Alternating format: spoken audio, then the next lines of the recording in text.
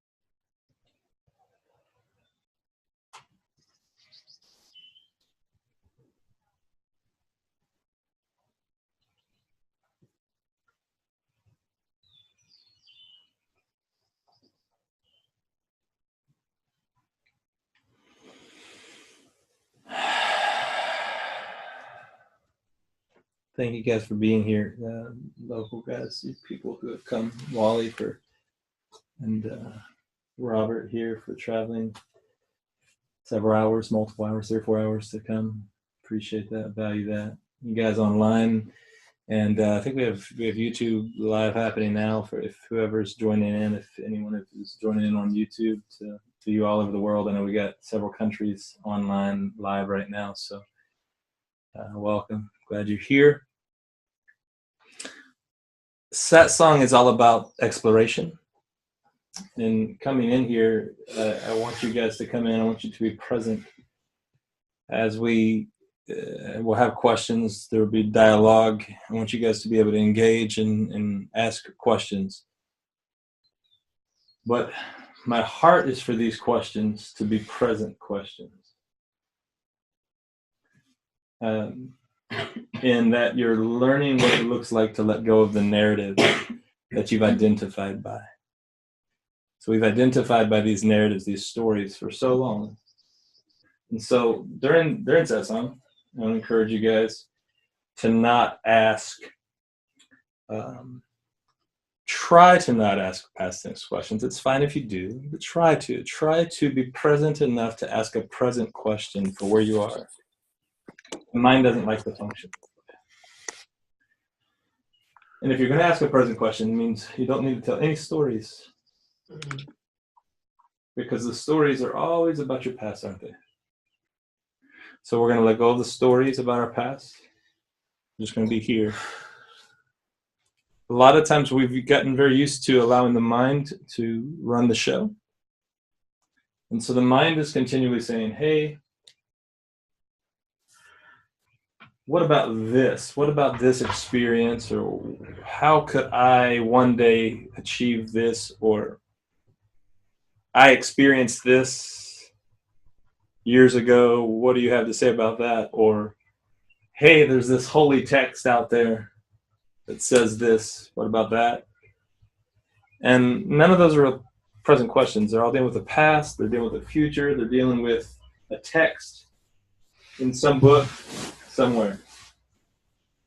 And it's so easy for us, especially in this culture, this Western culture, we've gotten really caught up in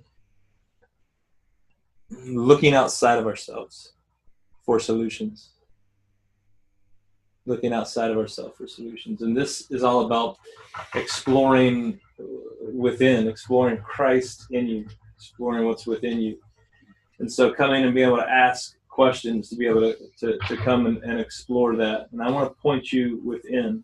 I want to point you to that place of perfection, of perfect essence of the Christ, of peace, of joy, of satisfaction. That place that seems to evade so many people. So many are looking and are hungry and are wanting to achieve satisfaction or bliss or peace. And yet very few ever seem to find it.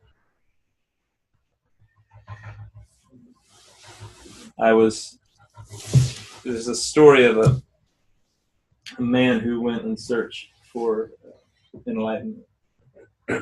And so he decided he was going to go to a monastery in India.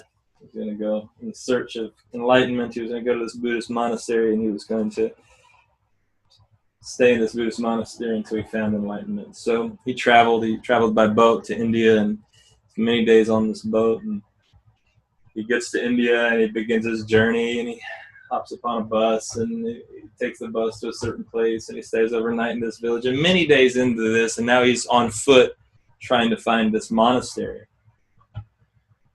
And he runs into a teenage boy after he's been walking for several days now. The journey's been 5, 6, 7 days, and he runs into a teenage boy, and he looks at this teenage boy and he says, how much farther do I have to go to find this monastery? And the boy said, well, if you keep walking that direction, it's 24,782 miles. And the guy goes, what? What? Whoa.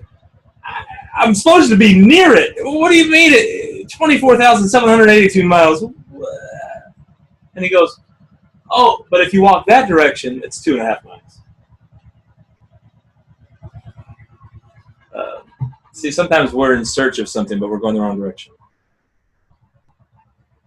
Sometimes we're looking for things, but we're just walking the wrong direction. Have you ever felt that way? Like you were searching, but you just kept. It just seems to evade you. You seem to never be able to discover this thing that you're really looking for. Yeah.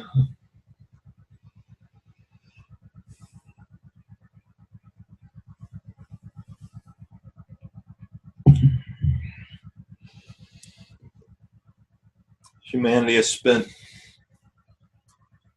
so long in misery. Temporary moments of joy and temporary moments of misery, frustration, aggravation, irritation, just continually experiencing these emotions, continually looking to religious systems to try to find the solution, to try to find the answer. And the religious systems point them to behavior modification. It points them to, well, if you just act this way, if you do these things, then you'll be pleasing to God, and God will reward you. God will smile down on you, and he'll give you peace. If you just pray or meditate, then you can have peace, and you can really find joy. And so their practitioners go walk off, and they pray, and they come back, and they meditate, and they come back, and they say, we've been praying. I went home. I've prayed all week. And I'm still no peace. I'm still frustrated. I'm still anxious. I'm still stressed out. The Buddhist practitioner comes back and says, I've been practicing this meditation thing for 3 days now. To the individuals that have been doing these things for many, many years. And they said, well, just go back and pray a little longer, meditate a little longer. And they have moments, brief moments, where they find a little bit of peace. Isn't it true? You just find a little bit of peace, a little bit of rest. And then when you find that little bit of peace, or then you find that little bit of rest, then you spend the rest of your time trying to get back to that place where you found that little bit of peace and that little bit of rest. And so religious systems are always built around doing something out here, outside of you, being a good boy, being a good girl, following a certain set of morals, certain set of laws, doing the right thing, praying enough, spending enough time in meditation, offering the right sacrifices, worshiping. Everyone has different rules and set things up differently, right? Every system. But it's still a system that's looking out here. If I do something, then I can be accepted. If I do something, I can be accepted. Hold on, you got a question? Hold that for 1 second. And so what this is about, Satsang, what everything that I teach is about going within. But what Satsang specifically is about is a time for us to come and really explore, to be present with me and really explore this within. Discovering, so instead of going that same direction and having to go that extra 24,000 miles, just to go the 2.5, look within, just to look within. And when I say look within, I don't mean within your body. When I say look within, I don't mean within your mind. When I say look within, I'm talking about the truest, your nature, the truest essence of who you are, of who you've always been. This is what I mean when I say look within. So this is what it's about. So let's keep our questions as present as possible. It doesn't mean if you have a question and you don't know how to make it a present question, still ask the question, it's fine. But I want you to do your best to make it a present question. Because you want to experience the present and the presence, right? You are present and you are always the presence. You're not aware because you allowed the mind to run the show. You allow the mind to run the show, it's always distracting you, it's always taking you somewhere other than here. And it's always trying to get somewhere else, isn't it? So we're going to be here today. We're going to be here, we're going to ask questions, and we're not in any rush. So take your time. We're not in a rush. We're not going to get in a hurry. Take your time and really allow your heart to speak. Okay, why? You mentioned that a little bit of peace and a little bit of rest. I think for myself, I've been taught that a little bit of peace is the goal. I didn't know there was more. I've been satisfied with a little, and every once in a while, on the way down here, I was talking to a person.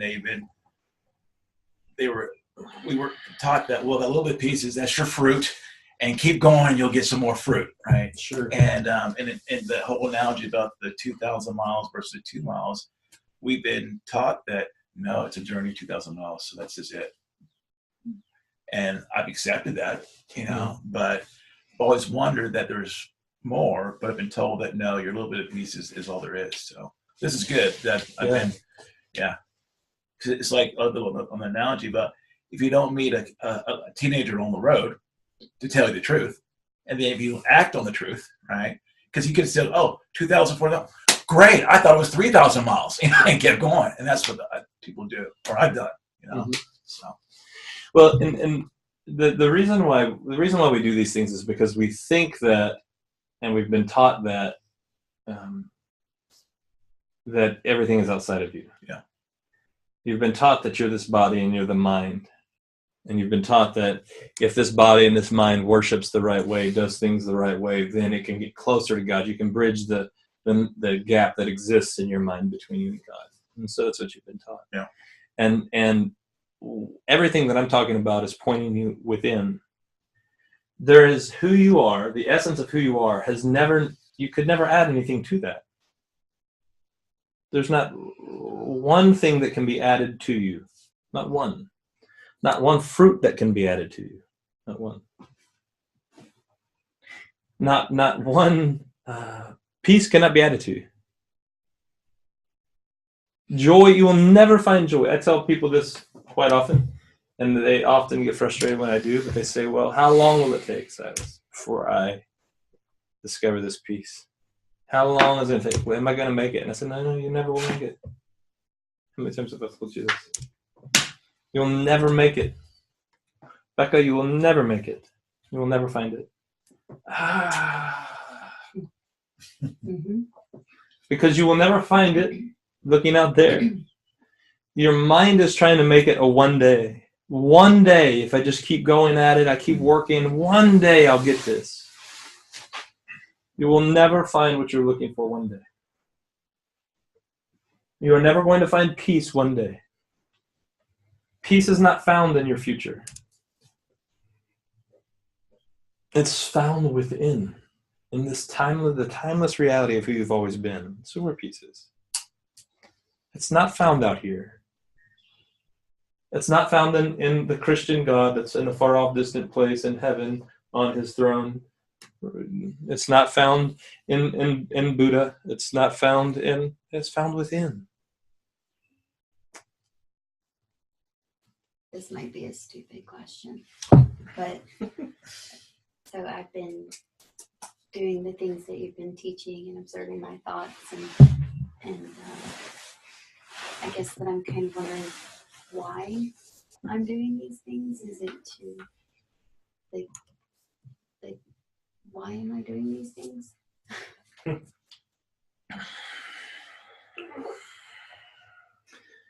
So what Becca's asking for the online viewers is she's a part of the Ekstasis Institute school, and we're part of the school this year. I've been teaching on meditation and some of these things in my own personal journey and what I've experienced. And so when I am sharing these things with you, I've continually repeatedly said that I am not telling you to do this so that you can become something. I'm not telling you that you should do this, that you have to do this, that you need to do this, that if you do this, you're going to become something greater, you'll figure things. I'm telling you that these things are experienced to help you realize something so you can let it go. It's just like in martial arts, I tell you, if you're really in art, it doesn't matter what art form you're talking about, but specifically like in Kung Fu. My Kung Fu Sifu said, my heart is to teach you, my goal is to teach you all these things, the forms, so that you can let them go. Because the forms will ultimately restrict you, so that you can let it go. The point of observing the thoughts is so that you can realize that you are not your thoughts. That is the only point. Well, just to follow up, because I've noticed that, my experience is different when I'm doing that than when I'm not, than when I'm engaging the thoughts. But then it starts to feel kind of weird because it feels like there's this separate entity, and it's like I don't really know what that is. Do you understand what I'm saying? Yes, I think so. Because it's funny, most people never realize when you start to observe your thoughts, when you start to see your thoughts and observe your thoughts, you'll realize that there was always two people there. Yeah, it feels like there's an intruder. Sure. Or something. So it feels like there's two people there, but until you do this, you never realize that there's two people there. And you go on living a schizophrenic existence without ever recognizing the truth. People even say to me all the time, they say, well, I'm doing this. I am fighting against my thoughts. And I say, well, those thoughts are making you feel a certain way. Yes, this is who I am. So they say, I'm dumb. I have the thought that I'm dumb, and I'm fighting against these thoughts. And I say, okay, you're dumb. Let's start there. Who's the one that's dumb? And I say, I'm dumb. So is this a thought that you're dumb? Yes, and so I'm fighting against the thought. Okay, who's the one fighting, and who's the one that's dumb? And so I ask these questions because I want to help paint the picture. The reason why I continually ask the question is because people have identified by the mind for so long, and the mind is attaching to things for identity. This is what's called ego. For so long that they have a very difficult time ever actually understanding who they are. Yeah. This is why people, personas, fear loss so much. This is the reason why they fear even awakening so much, because they want this this thing. They need this thing that they feel separate from. Mm-hmm. And so they're looking for this thing outside of them. But the only way you're ever going to be able to enjoy the thing outside of you is to realize what's within. So the religious systems say, let's cut this thing off. This thing that's bothering you, this thing that's that is the problem, let's cut it off. If you have a problem with women, cut them off. Mm-hmm. If you have a problem with cigarettes, or drinking, don't go near the bar. Mm-hmm. If you have this is how behavior, it's all behavioral modification. It doesn't actually fix anything. So this person spends the rest of their life avoiding bars, but they think they're free. They say, I'm free. I have not drank alcohol in years.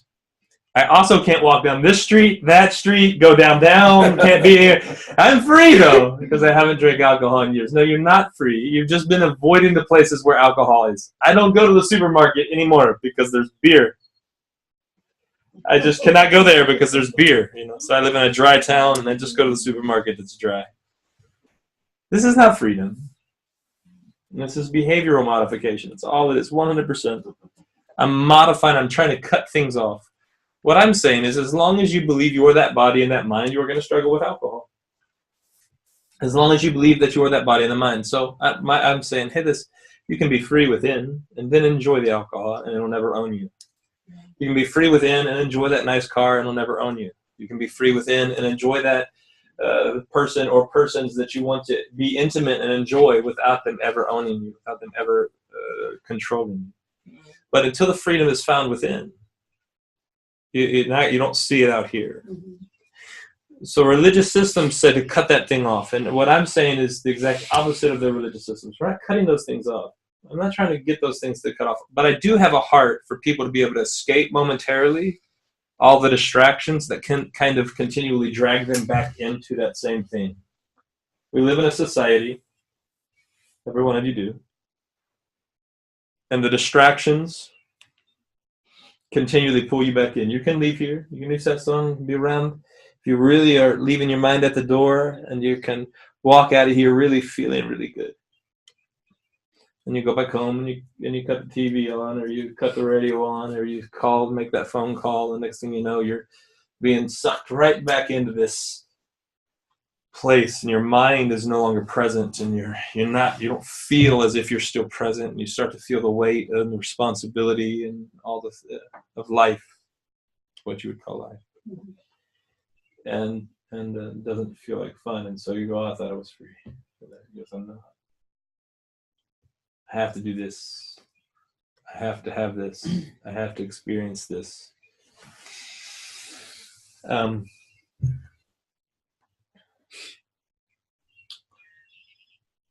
It's all about realizing who you are, 100% about realizing who you are, not identity.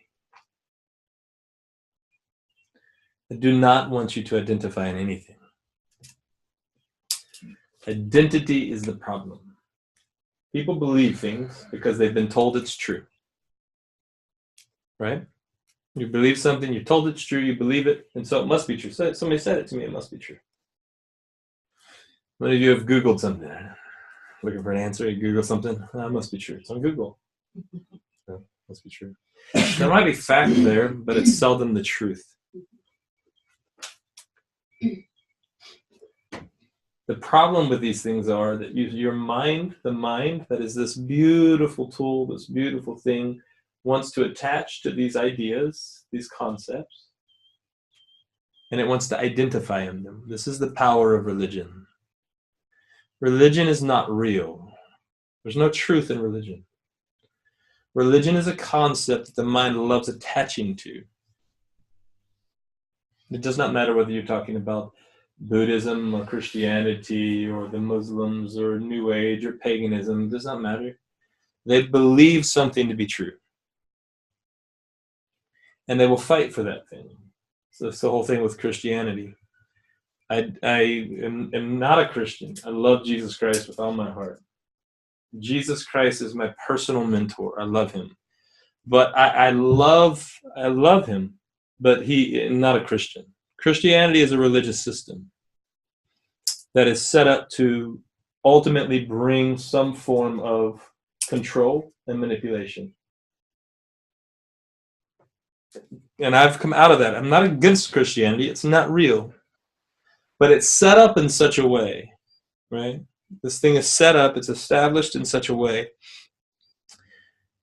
that ultimately you have to change something about who you are to be able to fit into this thing, right? You have to add things to yourself.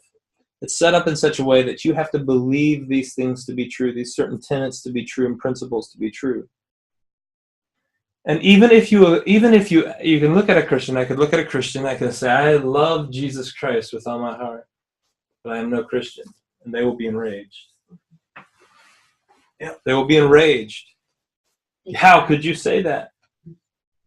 Because Christianity is not about Jesus Christ. It's about the idea of Jesus Christ. Mm. That's good. Buddhism is not about the Buddha. It's about the idea of Buddha. And the vast majority, I don't care what religious system you're talking about. These are systems that are set up in place that the people that they're set up in the honor of or with the idea of, they would not agree with the systems that are set up in place. They would say, no, whoa.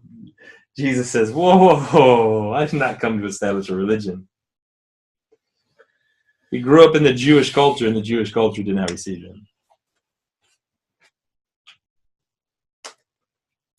Right? So what I'm talking about is we must break free of the beliefs and the identities that our mind has established.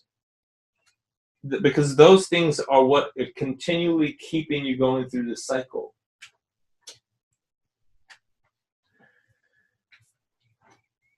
You are not your body, you are not the mind.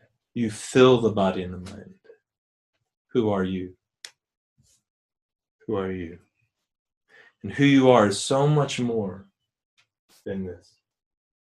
And I talk about this all the time. This is the point of everything that I teach. When you realize who you are, is there anything that the essence, if you are separate, if you were to move beyond this body and mind for just one moment, is there anything that this essence has need of? Is there? Let's ask this question for everyone to help them. Whatever God it is that you think, what is it that God is in need of? Is God in need of food? Is he hungry and in need of food so that he will not die? No. What about drink? Is he in need of drink so that he will not die? Nope. No. But surely he needs to sleep so that he can feel rested. No? Nope. No sleep. But surely he's got a job. Yes. But surely he's got a job or a career 401k. and a 401k established so that he can maintain that the mansion, the heavenly. That couldn't be cheap. Streets paved with gold couldn't be cheap. So surely he's got a job to be able to pay for this. Yeah. No job to pay for this. Okay. Can he work a job if he wants? Mm-hmm. Yes. Can he eat if he wants? Mm-hmm. Drink? Mm-hmm. But not need. See, there's an enormous difference between being in need and being able to enjoy something, isn't it? Yeah. Yeah. You have been born in the image and likeness of God. This means the essence. The same essence that he is, you are. And just like God can fill a body, and he fills the trees, and he fills the grass, and he fills all the air molecules and everything, he fills all things with himself. So you do too. The issue is that you have filled this body, a very unique, specific body and mind, for the enjoyment of the world around you. But when you identify as the body and the mind, you forget who you are.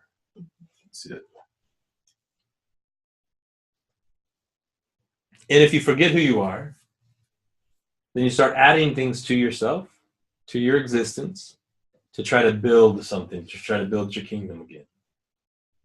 So now I'm working and I'm adding things to myself. I need that job. I need that 401k. I need that house. I need that car. I need these things.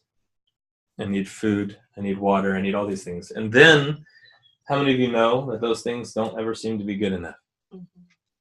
And so you say, well, the house is great, but I could really use a bigger house. Yeah. A little more square footage would be lovely. Faster car. And so you get the bigger house. And then you say, oh, this car's been great. It served me well, but for only a couple $100 more a month, I could get the car. And you know, you get that new car and you got that new car smell and you're keeping it shiny and nice. And within about 2 months, you're ready for a new one. The reason is because you've identified as this body and this mind that is trying to build its own kingdom. Wow. It's trying to find satisfaction outside of you, outside of itself, but you are not that. Who you are fills it all. Go ahead. I'm not sure how to articulate this, but like it almost feels like a separate entity from me. Like it's like something that's tried to take control and be in control. Mm-hmm. And like it's like a weird little stepchild that is misbehaving. I don't know what I'm talking about. Everyone I don't know how to articulate it. I'm going to say this, Marianne, I see your hand. I'll come right to you. Okay. Let me field this and then. I'm sorry. I'm trying. Every being that is identified as a body and a mind has had this encounter and this experience. How many of you have at some point been like, even Paul said it. If you want, let's get biblical. Romans 7. Oh, what a wicked man that I am. Who could deliver me from this body of death? The things that I don't want to do, I do, and the things that I do want to do, I don't do. And But thank God that in Jesus Christ, he was realizing his own salvation. He was realizing, what is salvation? Wholeness. What is wholeness? Being. What is being? This is the place where there is no lack. This is the place of fullness, the place of stillness, the place of being present. But every single person, Paul included, even Jesus, as he was awakening, before he had really awakened to the Christ, even Jesus experienced this. He was tempted in every way. Even Jesus experienced it, where he was feeling as if he was two different people, feeling like, I know who I am. At one point, though, he just felt like one person, and he felt horrible all the time. I mean, you've been there. Mm-hmm. Well, you just like, this is who I am. I'm miserable. I'm ugly. I'm stupid. I'm a loser. I mean, maybe you didn't have all those thoughts, but you know somebody that has. Isn't it true? Maybe you have had those thoughts, but for sure we know somebody that has. And even if you're not willing to slip up your hand, you probably at some point have had that thought pass through your mind. I am loser. I might as well end my life.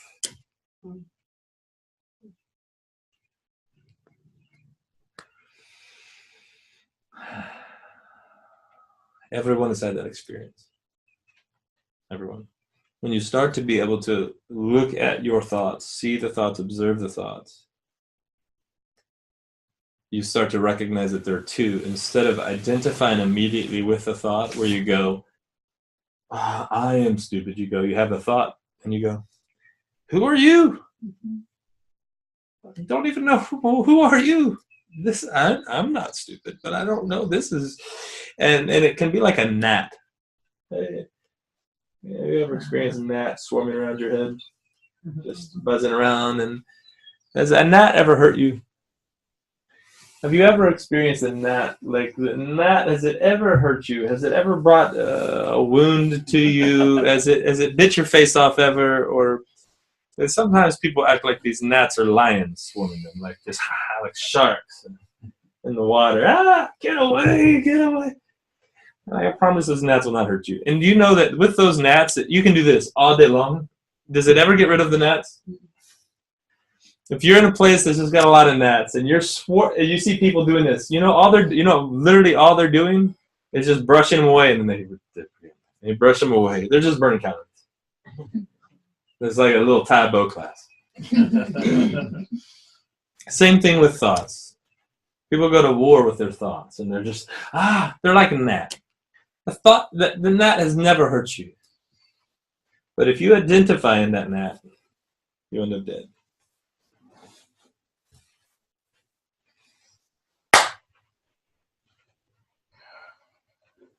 If you identify in the thought, you end up dead.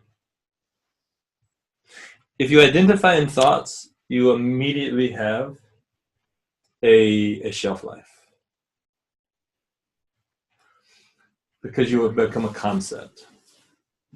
This is immediately, you'll start numbering your days, you start the aging process, you would die.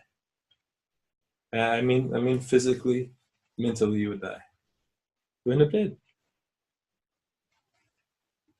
It's not necessary. So when you start to observe the thoughts, you realize that there are two. The point is not for you to realize that there are two, but to realize that you are one, that you feel it. You don't have to let the mind needs to be renewed. It's been doing its own thing for long enough. The mind's just been doing its own thing, hasn't it? It's kind of like running the show. We got to wake up. We got to do this thing. Not one of you have woke up at any point this year and said to yourself, today I will be stressed. Today, I pledge to be stressed out and anxious. Today, I'm going to have a miserable day. How many of you guys set out? You woke up in the morning. Now, if you are here, I guarantee you did not do this. You're watching online, or you're here. I guarantee you did not wake up ever, not one moment, and go, today, I'm going to really suck. Today, I'm going to be stressed out. You've never done that. And yet, you still find yourself stressed out. Still find yourself anxious. Do you know why?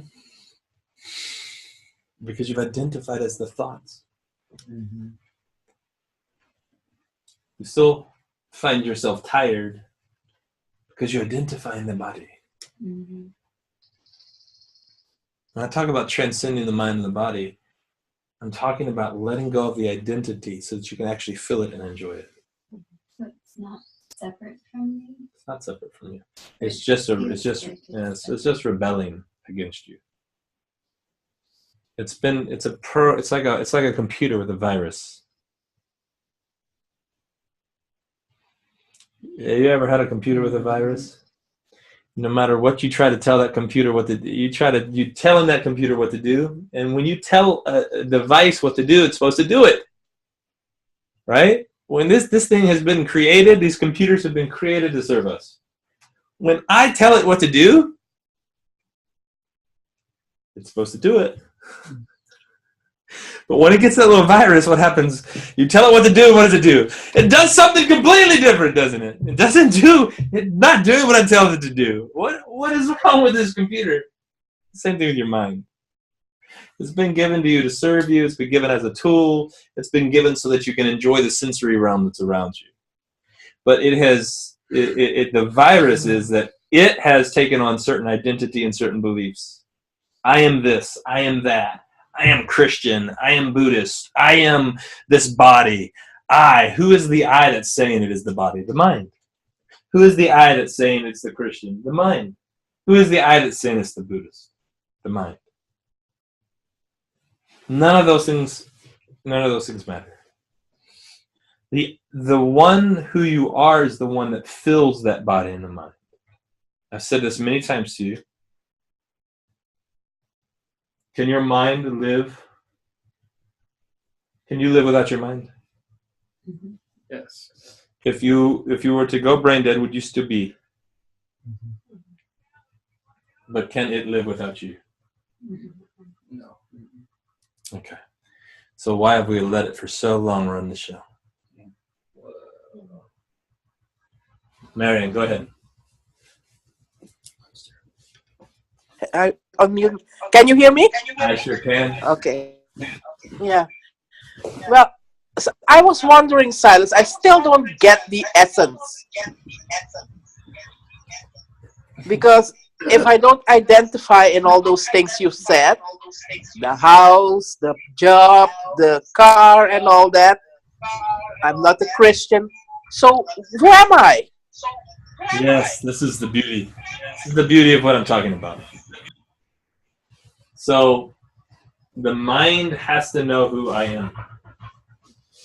The mind is always saying, I am man. In your case, the mind will say, I am woman. Right? Somebody will say, I am Buddhist, or somebody will say, I am Christian. Somebody will say, I am 5'3" tall. Or, I am, you name it. What have you said I am? I am an athlete. Somebody will say, I am an athlete. Somebody can say, I am athletic. These are all things. Excuse the drive-by tractor. I'm not entirely sure what's happening today, but these are all things that there's a tractor convention going on out here in the country. I guess I'm not sure. We'll just give it a second. And there it goes. You guys are welcome to donate. I want to have a shelter on the mountain here. I have lots of vision for that. It's going to be just surrounded by forests for people to go, and they can even come and live a year there if they want. Just quit their job and just work and just be there and really let go. And so they can go. If you don't want to donate to that, you can. So you won't have to hear tractor sounds. We live in the country, but in the country here you get tractor sounds. Okay, the mountains, no more tractor sounds. Yeah. So Marian, to your question, is the mind is always saying, I am this. I am stupid. I am tall. I am fat. I am ugly. I am handsome. I am Christian. I am a New Age. I am whatever. The mind is always trying to identify in these things. This is what the mind tries to do. Father, essence, just says, I am. When God showed up to Moses in the bush, and Moses says, I hear you, but I need to know who you are. The mind of Moses is saying, I need to identify you. And the Father says, I am. He doesn't say, I am God. He doesn't say, I am the God. He just says, I am. It's the mind that is always trying to identify. Trying to identify everything. It needs identification. It needs the stability. So if you tell me I'm not a Christian, then who am I? If you tell me I am not a man or a woman, then who am I? If you tell me I am not this body, then what and who am I? But it's the mind that's looking for these conclusions. It needs to have them to feel alive. So let me put it this way. When the mind says, I am a woman, it begins to build its entire life around being a woman. When the mind says, I am man, it builds its entire life around being a man. I am a mother. Their entire life is built around being a mom. Can that life come to an end? Can the life of mom come to an end? It can come to an end in any number of ways. Can the life of the woman come to an end? Mm-hmm. Yes, it can. So if it can come to an end, is it essence? Is it the pure essence? Is it the image and likeness?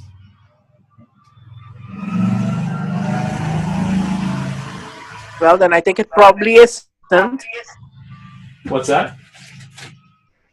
I said I don't think it is. No. So essence, divine essence, is not in danger of losing its life, is it?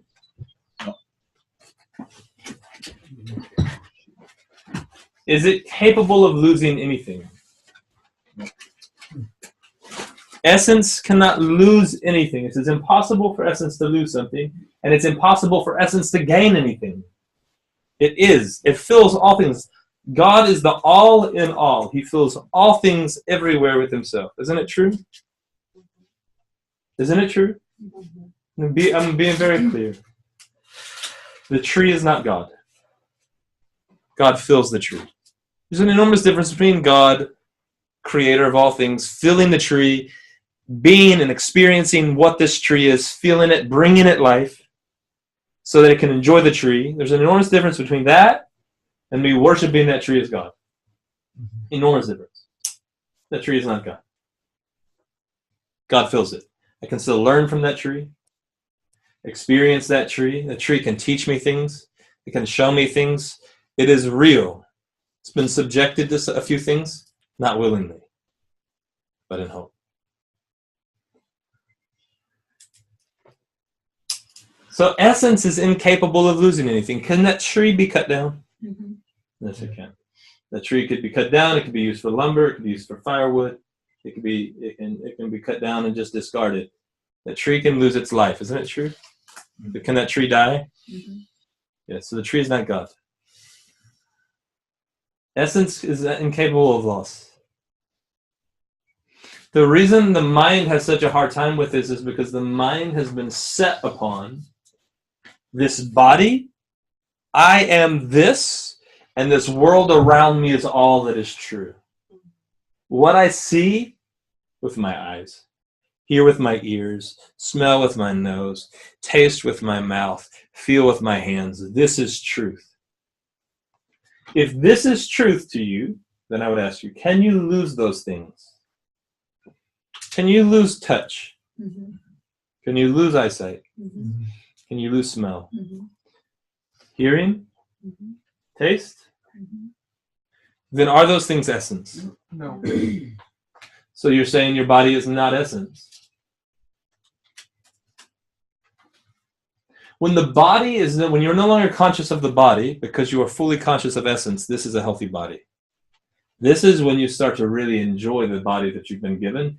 And now you can enjoy the sensory realm and enjoy the touch and the smell and the taste in a way that you've never seen things before. Everything becomes colorful and vivid and alive in a way that you've never seen before. This is what's called, the Bible would call, being born again.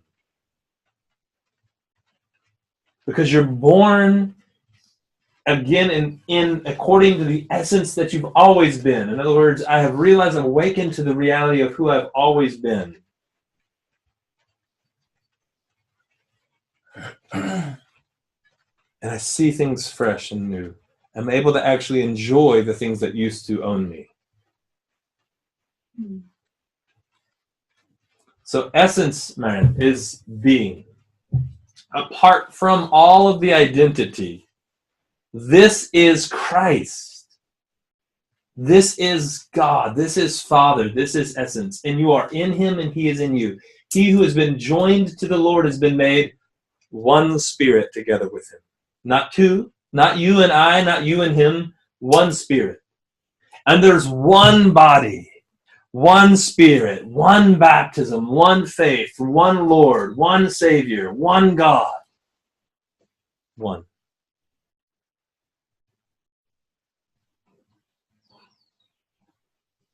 One resurrection. It's the born again experience. So the mind is always wanting to identify. If you tell me I am not any of these things, the mind immediately says this: we can't have this because then I would be nobody. And nobody wants to marry Mr. Nobody.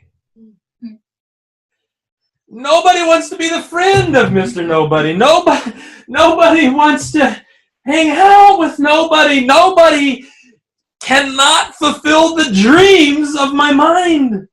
Nobody cannot be successful. Mr. Nobody will never be successful. This is what the mind says. This is what the ego says. Don't tell me I'm not these things, because then I feel as if I've lost all my identity. This is called the dying with Christ. Isn't it funny how so many quote Galatians 2:20 as a passage of scripture? I have been crucified with Christ and no longer live. But then they want to still claim their own life and build their own kingdom. Yeah. The I is just the word ego. The ego was crucified with Christ. All of the things that you have ever identified in outside of the Christ life are dead. In other words, they have never actually had life. The only reason why they had any type of existence was because we were empowering them. Yeah. We were the ones giving them life, just like we give the tree life. We were the ones giving these ideas life, just like we give the grass life. If you say you do not give the tree life and you do not give the grass life, it's because you have not recognized you're being born in the image and likeness of God. You have not seen that you are the light of the world.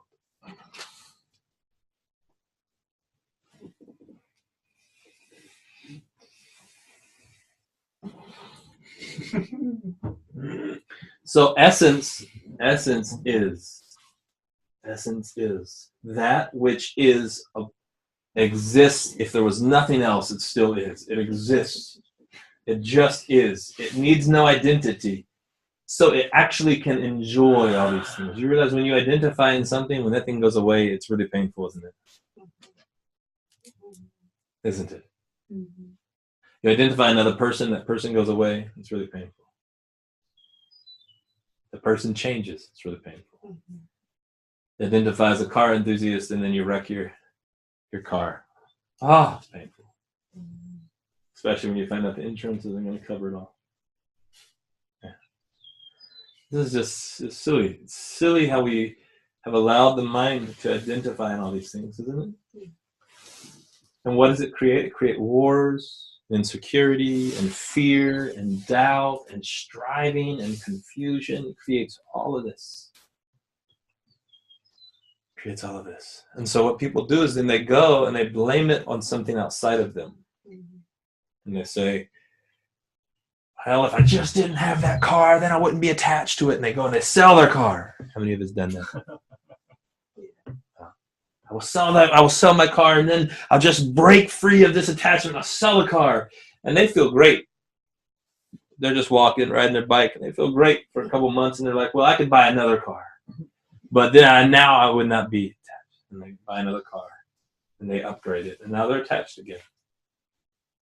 Because the attachment has nothing to do with the car, and has nothing to do with who they are.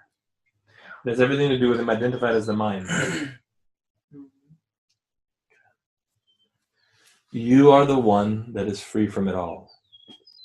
The easiest way I can explain essence is this. Essence is that which fills all things. Essence is that which has need of nothing. Has no needs. Essence is that which cannot be added to and cannot be taken away from. It cannot be added to and it cannot suffer loss. It is. When that essence identifies in a mind and the mind in something, then it suffers loss. The essence has never suffered loss, but the mind, the identity suffers loss. This is the reason why we've had so many struggles in our society with so many identity issues, with sexuality, with race, you name it, with political posture. All of them are the result of the mind identifying in this thing. This is who I am. And somebody comes to me and they say, Silas, I'm a homosexual. Do you accept homosexuals? I say, there's no such thing as homosexuals. You are not what you do. Who you are has never been what you do, and it has never been what you identified in. You let go of the identity, and your whole life, and you're free. This is where freedom is. But as long as you're hanging on to that identity, this is what you must do. This is how you must behave. This is what you must act. Because a homosexual has to act this way. A heterosexual must act this way. The mind that places identity in the body is always doing to become. The mind that places identity in the body is always doing to become something. It is always judged according to what it has done. Past tense. It is never present. The mind is never present. Not once has it been present. You can learn to still the mind. This is as close as the mind will come to being present. The mind just doesn't, but you are not the mind. You are the present one. Why are you battling the mind? You're the present one. Don't battle the mind. Use the mind. Make it your slave. Make it your tool. Use it. Enjoy it. Don't battle it. So that's why I say observe the thoughts without judgment. As long as you're fighting against it, you've made it your enemy. Mm-hmm. Then you get really schizophrenic. Mm-hmm. And now it's on. Now it's, I'm this, but I feel this way, and I hate myself, and who's the one that's hating themselves? So it's just like people say that you need to learn to love yourself so you can love others. Who is the one that is loving the self? And who is the self that's being loved? I hate myself. Who is the one hating the self, and who is the self being hated? It's one of the double-minded man who's unstable in all his ways. Yeah. Where there's two, there's instability. You will be unstable. Where there's one, there's wholeness. That's good. Wow. Beauty, I think you had your hand raised. Did you have your hand raised? I don't know if you still remember your thought, but I saw your hand.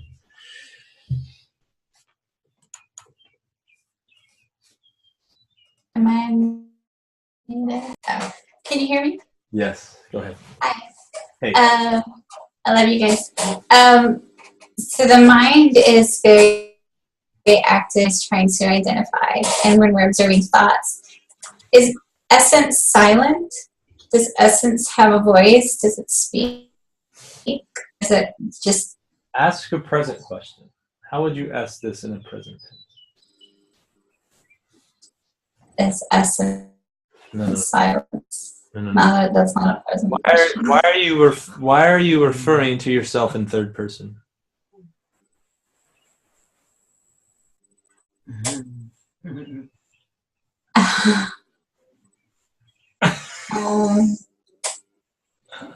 Yeah, good question. Are you being silent now? Then I guess the question is, essence is not silent.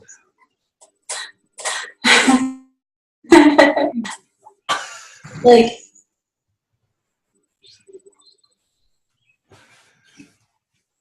if I am not the mouth of the body, then do I have a voice? That's what I'm kind of asking. Yes, absolutely. The voice, first of all, the language happens in many ways. The language that we use, for instance, the English that is coming out of my mouth right now to communicate with you, was given because we've recognized there's you and there's I, and we need a language to be able to speak. We need a language to be able to communicate. Language is really a communication tool for duality. This is why language fails us to really communicate union. Yeah. And oneness. But I want you to recognize that the voice does not require a language.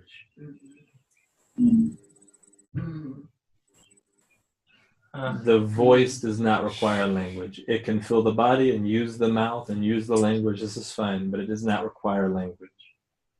This is called the knowing, the revealing. Revealing doesn't always come through language. It's an experience, isn't it? Mm-hmm. The language just opens the experience up sometimes for you. This is the reason why sometimes when you come, I say leave your mind at the door, because when you come and you're trying to figure out in your mind what this is, Then you walk away going, I think I figured it out. Who's the one that figured out who you are? You do not need to figure out who you are. You need to let go of who you think you are. You don't walk out of here having figured it out. Oh, now I've awakened. Who is the one trying to awaken? Just be. Come and just be. Just be. Just be. See, religion will always tell you must do something to become. You must do something to awaken. You must do something. There are lots of things you can do. There are lots of things that will aid you. You can do them and they will aid you, but you do not have to do them to become. And if you could just be still. So doing something that might aid you in awakening is there because you are so busy.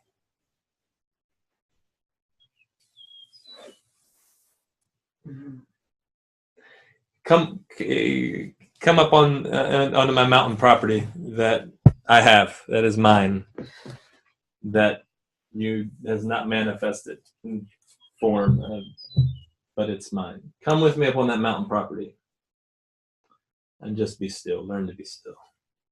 Until then, do something. Because you're living in a society, in a world that's always telling you have to do something, isn't it true? You're looking at me like I spoke a foreign language to you.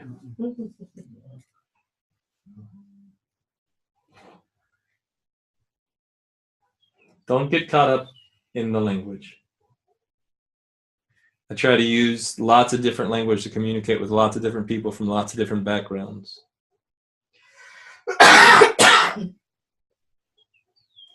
Every religious system, I saw your hand, will fight against every other religious system and will fight against itself. My heart's desire for humanity is to let go of all these religious systems. Let go of the fight so that we can actually be one. Yeah. So that we can experience the union that we've always had in Christ. This is the place where language can be used, but the voice will always be present. Pipe. I just want to let you know that. Great question. Where are we at on time? What time is it? 3:15. 15. Just let me give Bibe a hug. Yeah. I love you guys. See you. Have a great trip. I'll see you For the wedding. A month or so. Bring back some wedding cake. Well, it's a month. They'll bring the cake. Yes, love you guys. So good to see you. Love you.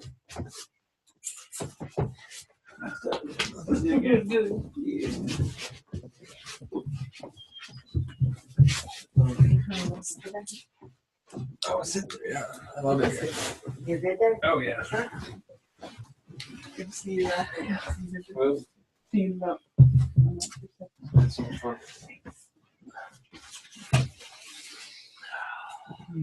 Give your mom a big kiss for me. Hi. Bye-bye.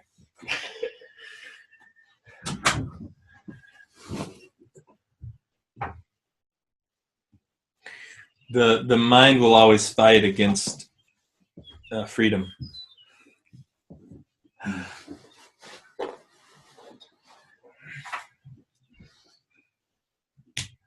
It wants freedom, but only on its terms. So it'll say, this is what freedom looks like. Mm-hmm. But it'll always have some sort of law. It'll always have some sort of law that must be upheld and must be lived by to experience that freedom. This is what freedom is. If you just do this, you can have freedom. But the scripture says, he whom the Son sets free is free indeed. No law. This is why Paul says in Galatians, he who lives in spirit is free from law. Law only exists for the double-minded man.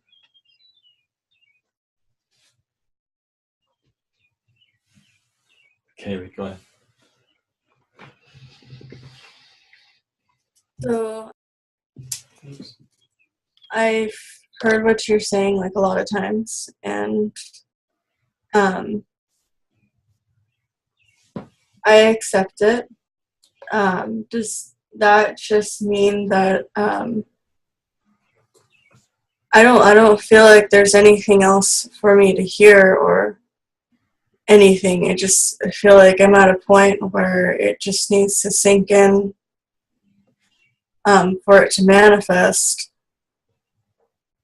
I'm confused why I hear you saying these things all the time and it makes sense, but I'm not grasping it or coming to. So here's why. And it's a great question, because you're here saying, I want to awaken to who I am. This is why you're here? Yes. Okay. The mind saying, why am I not getting this?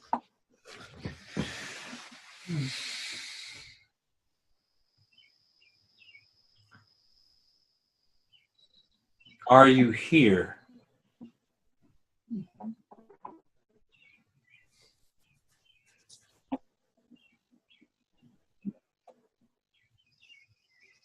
Who is the one that has judged you as not having gotten this? Kaylee.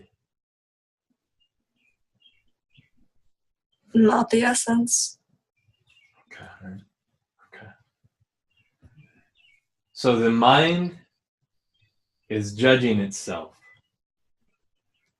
Every time you've ever said anything, made any statement, like I'm stupid, or I'm a loser, or I'll never make anything of myself, or this is the mind judging itself. It's not good enough. The mind never feels that it's good enough.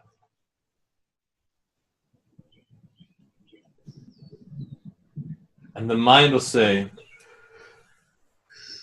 look at my past. I have not gotten this. And then it'll pretend like it's present tense you, and it'll say, why am I not getting this? No, there is no past you. So for this moment, I want each one of you, I'm talking to Kaylee, but for this moment, I want each one of you to recognize this. You are not your past.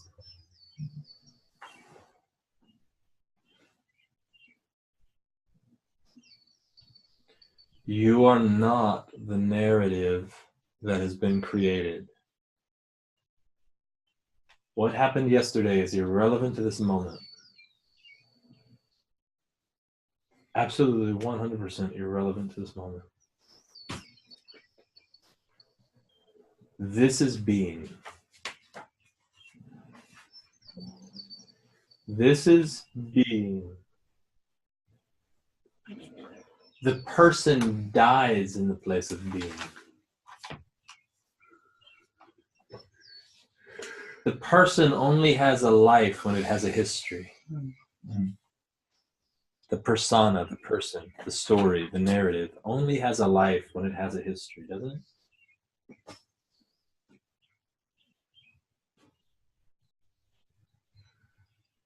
But you're here. You are present. Who you are has always just been present. When you are the mind in this body, you will always have a history, won't you? Yes. So who's the one saying, I'm not getting it? Can I ask another question? If you answer my question, I'll let you ask another question. Who's the one saying you're not getting it?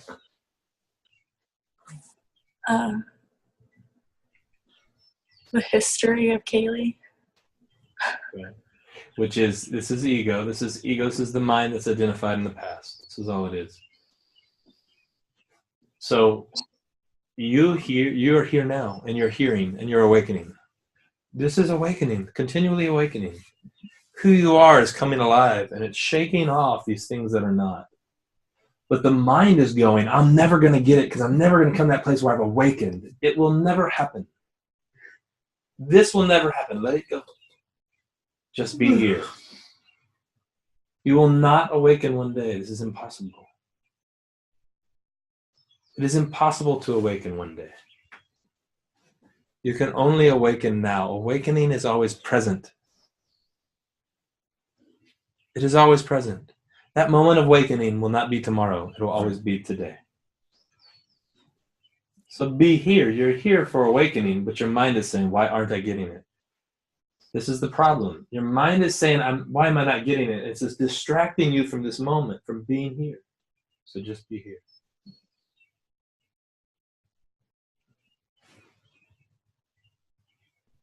Okay, now you can ask your question. So, is this, as I'm here, does this become, does the old way of living simply fade away because I'm letting go of its relevance? So as I'm here, this becomes my constant to just be here, and this brain will stop acting on its own. The brain has never acted on its own. It needs you. Why does the essence let the brain? Why does the essence use the brain like that? When you don't know who you are, will you not strive to become something?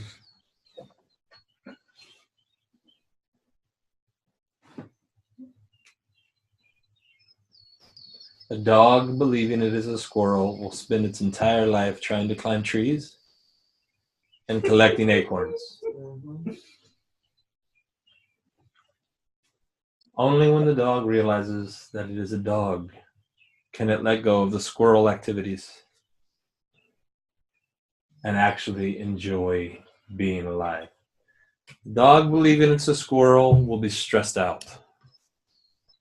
It can't eat. It'll feel like it is never accepted. It'll feel, my squirrel family is rejecting me. They won't let me get in the nest with them. I can't climb the trees with them. I dug this hole and I collected all of these nuts. And still the squirrels do not want me. I must work harder. If I just work a little harder. How is it that I'm so stupid? I can't climb the tree. How can I be this stupid? I'm just a retard. I should just end my life. Can never do it. Sound familiar? Let's just change that to a person instead of a dog. And let's assume that that person is a personality that's associated and identified as the mind and the body instead of recognizing it to be a god.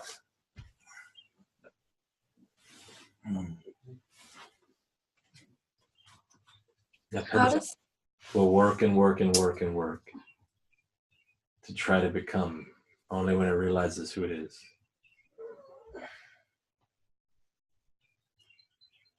It's working to be accepted, but it's already been accepted. It's working to belong, it already belongs. It's trying to do something that's not natural to its nature. It's not doing something outside of its nature.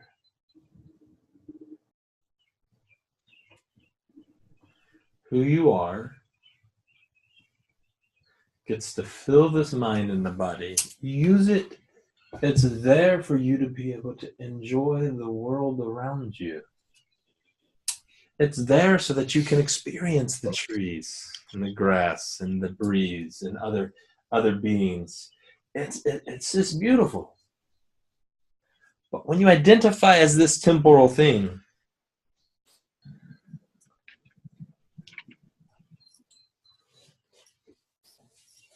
It'll be miserable.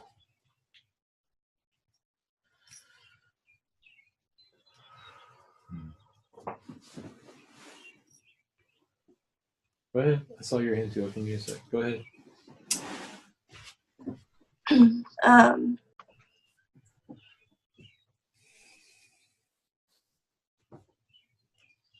So I don't understand how to explore because there is no set ground before me and my past doesn't identify anything. I don't understand how, I guess it doesn't matter, but it's weird. It's baffling to explore that which is a complete mystery, and You have to learn how to see again. It's as simple as learning to see. When a baby is born, it cannot see very far at all. You have to learn to see. When you have eyes to see, you can start to explore. Until then, just be where you are. The baby is not. I've never heard a baby say, "I can't see! Help me see!" No, never done it. Just be where you are. okay. Be here. You're learning, you're awakening. Why are you trying to be somewhere that you're not? Be here. This is what I mean when it comes to that song. I want you to ask me present questions. Why can I not see? Great question. Right now, I feel that I feel like I'm not seeing clearly, or I want to explore this thing, but I don't know. But ask a present question. Don't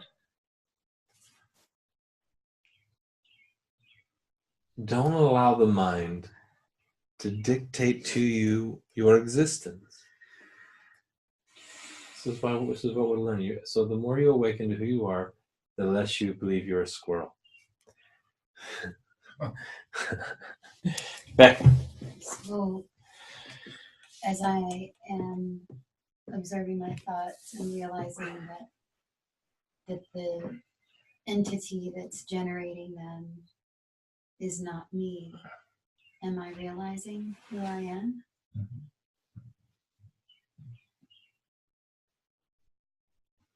Who is the one observing the thoughts?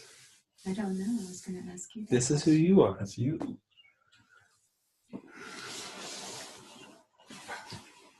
The observer is. This is not the place that you. This is not the state of existence that you will remain. But you will see from this place.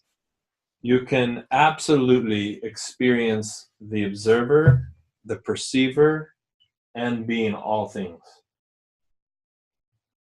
You are not just the observer. You're not the one that's disconnected from the mind and the emotions and everything.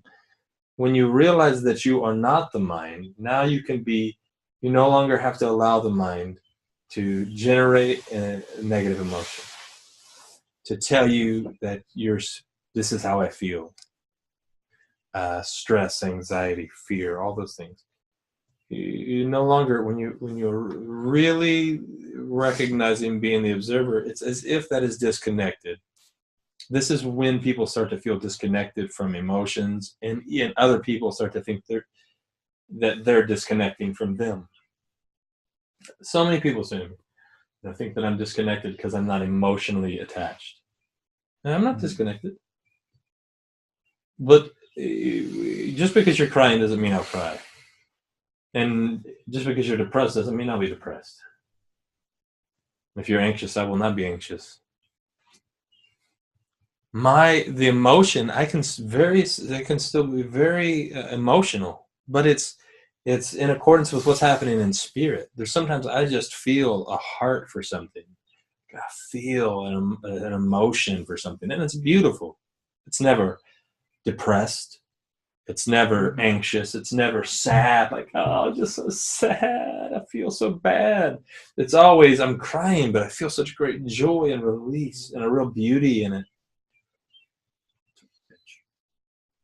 See, it's only another. People are always trying to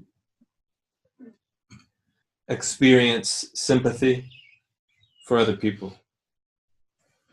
I feel like if people feel like if you don't have that sympathy or that empathy for another person, then all of a sudden something's wrong with you as a person. Sociopath. Yes.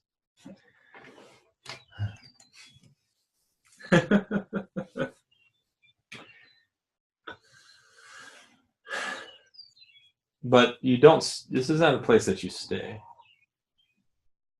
What I mean is, you not always feel disconnected. I don't feel disconnected at all, but I have felt disconnected in the past.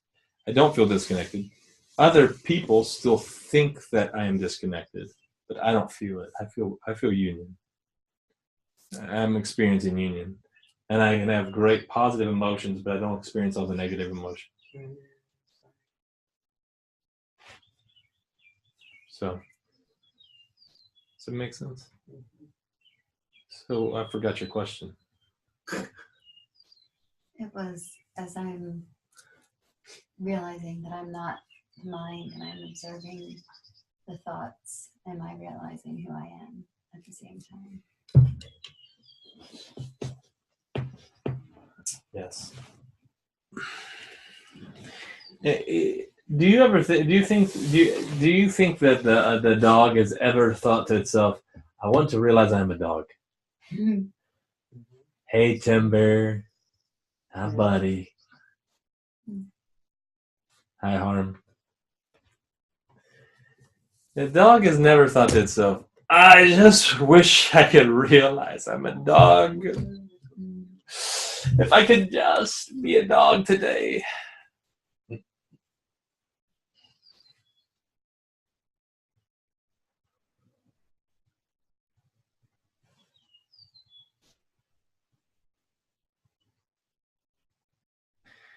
But the dog, believing it's a squirrel, being told that it's a dog, will go, I just wish I could realize I'm a dog.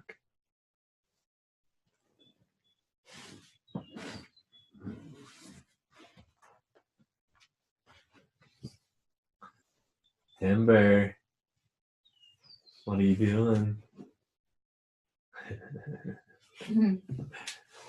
You having fun with Mama? He's his mother's Aw. son, that's for sure. Oh my goodness, he's so cute. I know. Aw. Hey, Harm. I don't know who he's waving at, but I'm just waving like he's waving to me. You said,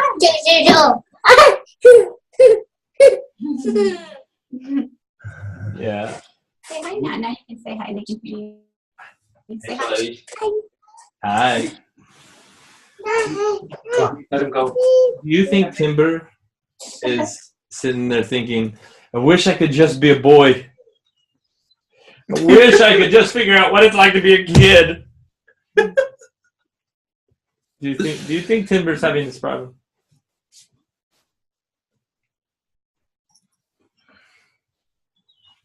Anyone? Do you think Timber is having this problem that he's saying to himself, I wish I could just learn what it's like to be a kid?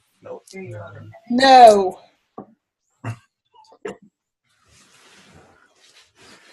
What will happen is if he identifies strongly as that mind and the body, at some point he will start to have an identity crisis. This is why it's so important that he realize who he is now. This is why when those 3 children leave my house every morning, I say create a good day instead of have a good day.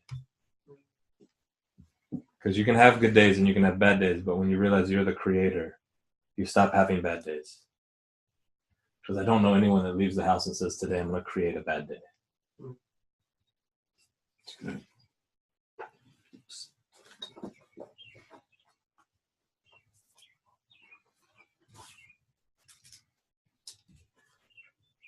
You're awakening to who you are continually. Continually. That's why you're here, isn't it? If you're here for any other reason, I don't know. Let's see, I've lost a few people. Kaylee, go ahead. Go ahead. 5. Cannot hear you. She's gonna unmute yourself. Sorry, my screen is. Can you hear me now? Yes. Hello? Can hear you just fine. Go ahead. My screen is half broken, so it's hard to find the mute button. Is it okay to say two things in this, that I'm going to create a good day or a good moment, and is it also okay to would it be weird to say like I'm going to create my own awakening? Is that a possibility?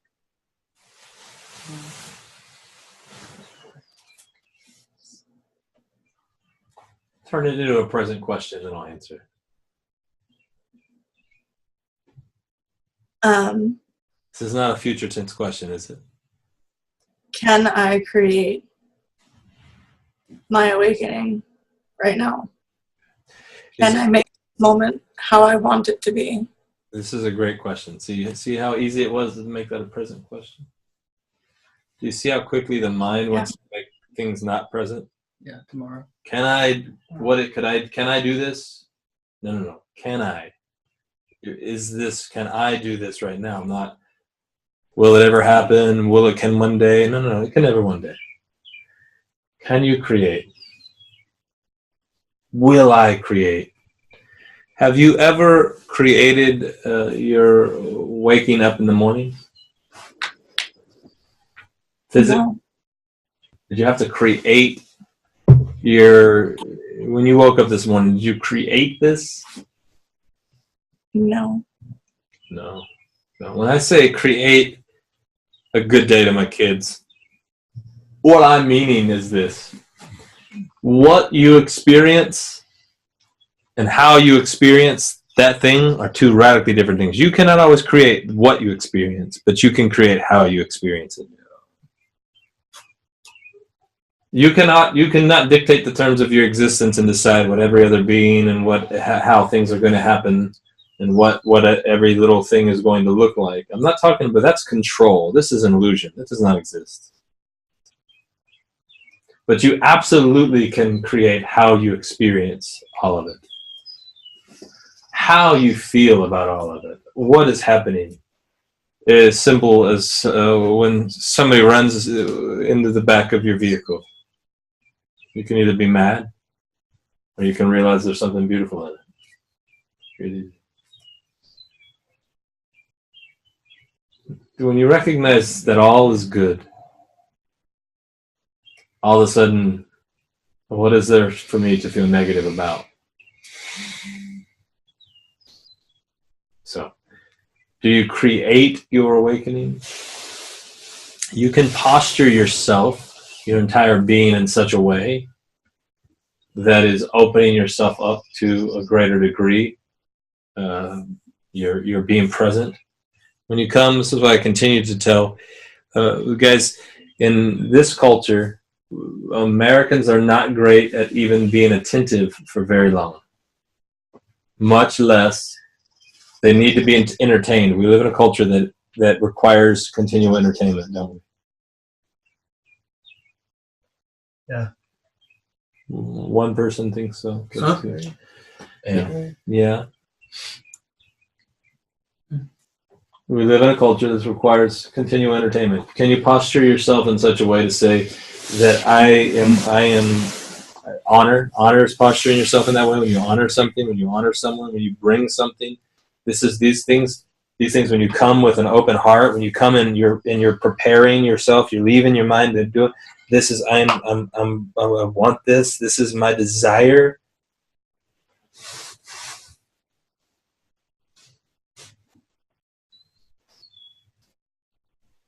Yeah, you can create those things.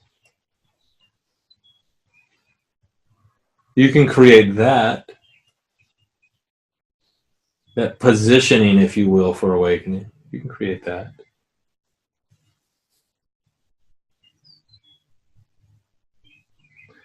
But you cannot. What you get out of this is up to you. It's up to you. When someone comes with a postured in desire and for awakening, and they come, for lack of a better word, hungry to awaken. This is the only moment there is. If this is the last moment I want to experience in this moment something beautiful, when they come because they're seeing something that they this is for me. This is mine. This is for me. When they come saying, I'm tired of the misery. I'm tired of the stress. I'm tired of those things, and I see something here that I want, that I see that I want to experience. Yeah, then of course you can posture yourself in that way. This is honor.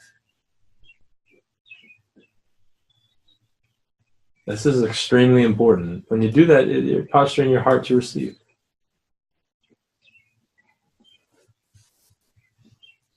This is a big deal. In Western culture, they don't know anything about. Western culture knows very little about these things. That's why we continue in all these last two satsangs. I continue to say, okay, hey, arrive early, prepare yourself, come hungry for something. There's tons of time to socialize. This is not socializing time. We have calendars full of social events. These are wonderful. I love social events. Satsang is not about socializing, is it? This is about looking within, realizing who you are, so that those social events can be fun and not miserable. Because I'm telling you right now, when self-awareness, when self-consciousness happens, you are aware of this self-conscious, of this self that you believe that you are, this thing, insecurity, fear, pride, these things flare up like that.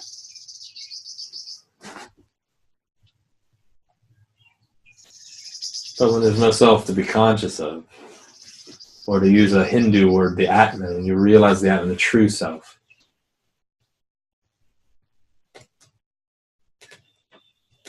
the Christ self, the essence, and then there's no self for you to be conscious of. Now you can actually enjoy yourself. Then you can enjoy this self.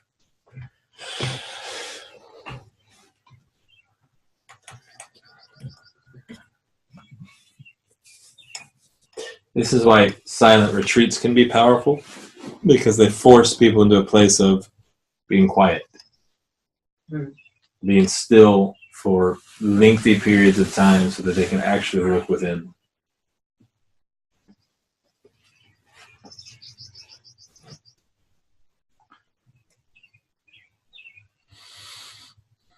I've started cutting my phone off for days. Just cut my phone off. I'll check it periodically, make sure there's no emergency, but just cut it off, really put it down. This is amazing how distracted humanity is. I don't need to do it. I don't feel like it's distracting me and pulling me away anymore, but I want to do it. Because it can be such a nuisance. It's always something's always happening. Mm-hmm. Becca's always calling. Becca's always calling. Becca does call a lot. It's okay. That's not why I cut my phone off. I cut it on to make sure that everything's okay. You usually answer.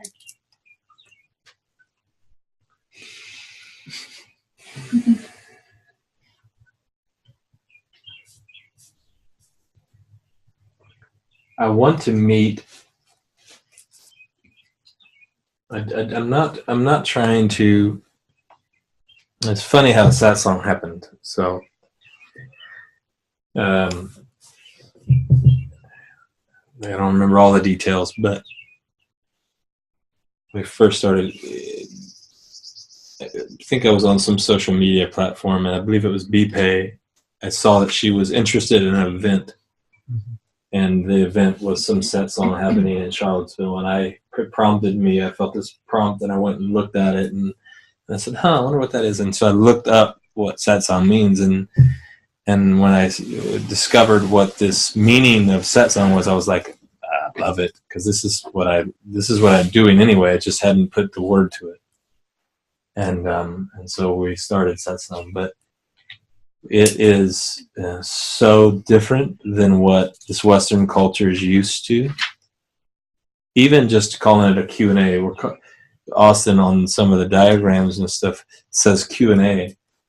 But when we think Q&A, people are coming with questions out of their mind, mental questions.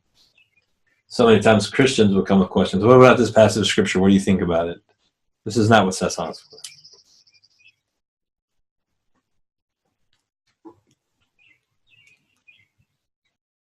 This is about discovering you. People have been reading those scriptures for thousands of years, trying to find life, and have not found it. This is the reason why Jesus said, you've studied the scriptures because in them you think you find life. And I'm standing here right before you and you have not recognized me. And yet, those that claim to know him, still are searching the scriptures for life. Mm-hmm. Life is not found in the scriptures, it's found within. The scriptures were meant to point you within.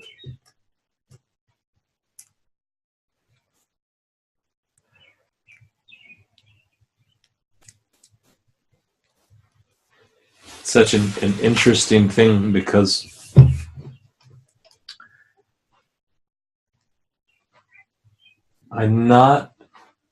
my heart in this is not to take and make this some sort of Eastern culture thing. That's not what I'm doing. I'm not trying to take those from the West and America here in Virginia and all over. I'm not trying to get you guys to now adopt some sort of Eastern mentality. This is not the heart at all. I'm trying to help you see your essence. Your essence is not cultural. Mm-hmm. The cultures are beautiful. I love cultures of all different types, from everywhere. But I'm not trying to introduce a new culture. I'm trying to show you who you are. The place where there is no more misery, no more stress, no more anxiety, no more fear, no more doubt, no more hunger, no more thirst.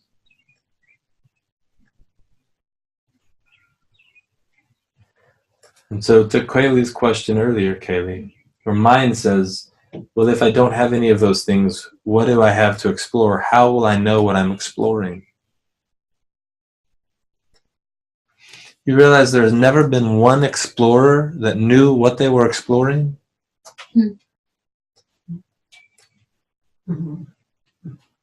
When they set out to go discover something, they didn't go, we're going to discover this. They were like, we don't know what we'll find, but we're going.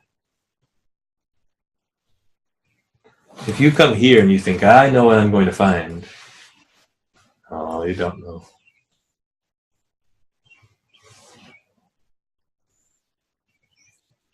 You don't know. Your mind is wanting to find it, to define everything. Essence is undefinable.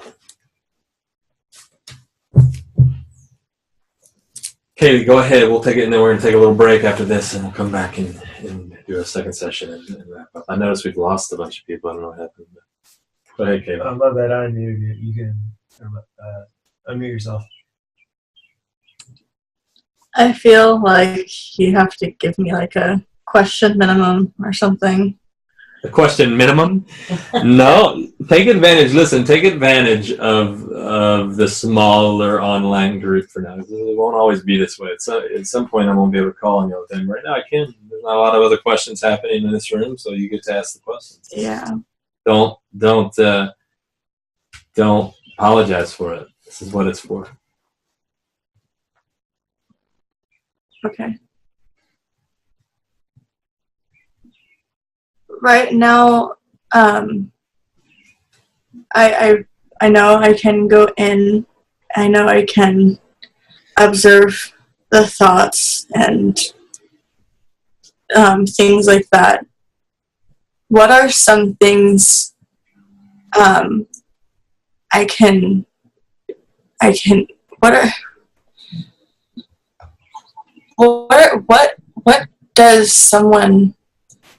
does essence, how does essence explore right now? How can it be allowed to open and expand and try and feel, to experience? I mean, I guess it doesn't do anything because it just is. It just does. But then before like my essence gets the chance to like just be, it's like it gets cut off. I don't know what I'm trying to ask, but there's a question here. Let's slow down, because you said before my essence. Whose essence are you talking about?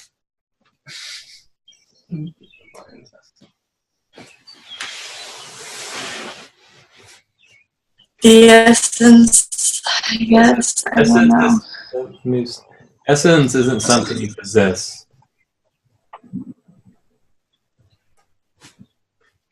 Essence isn't something you can attach to, or that can attach to anything else. Essence isn't something that I have. I have my essence. I found my essence. I've discovered my. These are all impossibilities. The mind wants to say, I discovered something, because it likes to take credit. The mind likes to say, I'm a good boy, I follow the law, because it loves its own self-righteousness. Look at me, I'm very good. Look at me, today I did not say the shit word once. I must be a good boy. Look at me, today I did not masturbate. This is, see, essence wants nothing to do. Essence is irrelevant. The mind wants to always be able to say, look at what I've done. And so the mind wants to claim ownership. Even now, your mind is trying to claim ownership over your essence. You're saying, my essence. No, there is no my essence.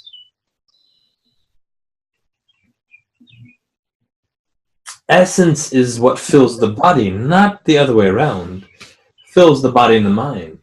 Essence can say, look at this body. Look at this mind. My body, my mind. It can say that in the sense that it fills it. Look at this beautiful body, look at this beautiful mind. But it cannot say it in the sense that it possesses it. That it is all that there is. That this is who it is.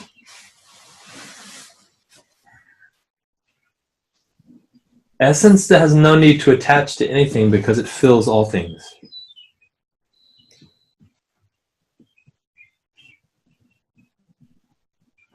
So in your question, I need you to recognize your mind is trying to take ownership here. So before we talk about any of the exploring, the minds, maybe we can come back and we can talk about the exploration. But your mind's trying to take ownership over something that it cannot own, and it has no knowledge or information about. Because it's looking for definition.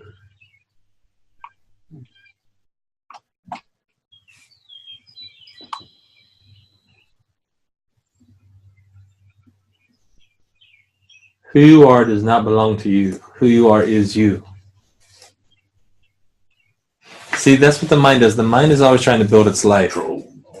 It's trying to build its own life. Like, look at what I have. Look at what I possess. Look at what I got. Look at how tall I am. Look at how big I am. Look at how athletic I am. Look at how manly I am. Look at how feminine I am. It's always trying to build its own life, like build its own kingdom. Look at my essence. My essence really shines. No. No. I'm really the light of the world. If you could just really be like me, then you could know. No.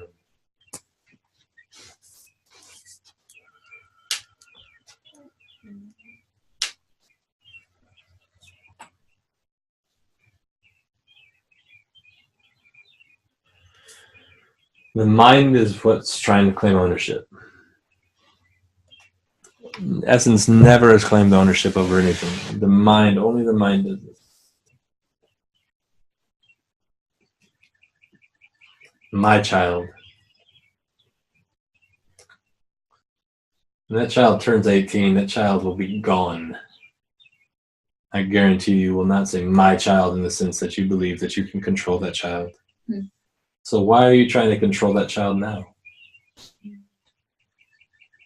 Isn't there enormous difference between training and revealing and helping and serving than controlling? Isn't that a huge difference? Yeah. This is the reason why I don't try to control any of you guys. I don't say you can't do this, you got to do that. Don't, oh, what are y'all doing? You shouldn't be doing this, or oh, you. None of that. I will point you in a direction. If you want to go that direction, you can go that direction. But it is fully up to you, isn't it? There is an enormous difference between control. My child. Oh, it's not yours. Not yours.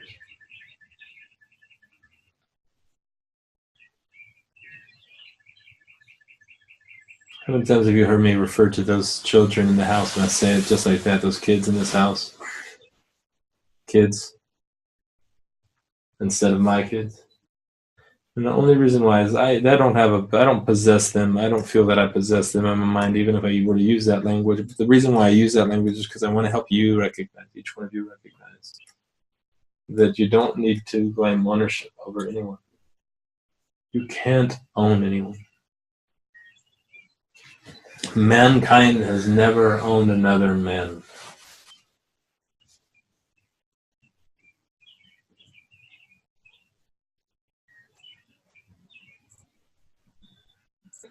See, the mind wants to do it because it's a concept. I am a concept, and I claim ownership over this concept.